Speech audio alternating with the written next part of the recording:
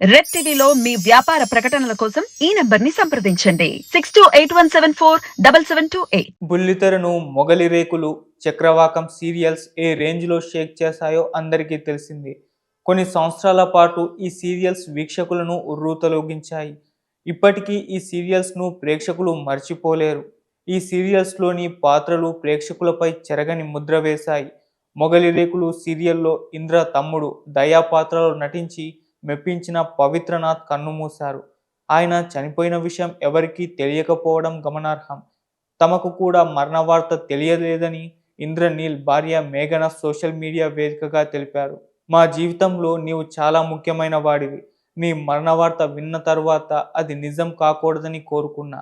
అది అబద్ధం అయితే బాగుంటుందని అనుకున్నాను. కానీ నీవు నిజంగానే ఈ లోకాన్ని విడిచి వెళ్ళిపోయావనే నిజాన్ని జీర్ణించుకోలేకపోతున్నా. కనీసం నిన్ను ఆఖరి చూపు కూడా చూసుకోలేకపోయాం. గుడ్ బై కూడా చెప్పలేకపోయాం. నిన్ను చాలా మిస్ అవుతాం. నీ ఆత్మకి శాంతి చేకూరాలి. నీ కుటుంబానికి దేవుడు మరింత శక్తిని ప్రసాదించాలి అని మేఘన ఆవేదన వ్యక్తం చేశారు. మరోవైపు పవిత్రనాథ్ ఇంత హఠాత్తుగా ఎలా చనిపోయాడనే సందేహాలు వ్యక్తమవ్వగా ఇవాళ అతని మరణానికి సంబంధించి కొన్ని ఇంట్రెస్టింగ్ విషయాలు బయటపడ్డాయి. పవిత్రనాథ్ 4 రోజులుగా అస్వస్థతతో ఉన్నప్పటికీ ఎవరికీ తెలియకపోవడం బాధాకరం. శ్వాస తీసుకోవడంలో ఇబ్బంది పడుతుండగా ఆయన్ను ఆసుపత్రికి తరలించారు. గుండె వైఫల్యంతో కన్నుమూశారు. పవిత్రనాథ్ చిన్న వయసులోనే ఈ లోకాన్ని విడిచి వెళ్లడం పట్ల బుల్లితెర రంగంలో విషాద ఛాయలు అలుముకున్నాయి. భార్య శశిరేఖతో ఆయనకి చాలా కాలంగా గొడవలు ఉన్నాయి.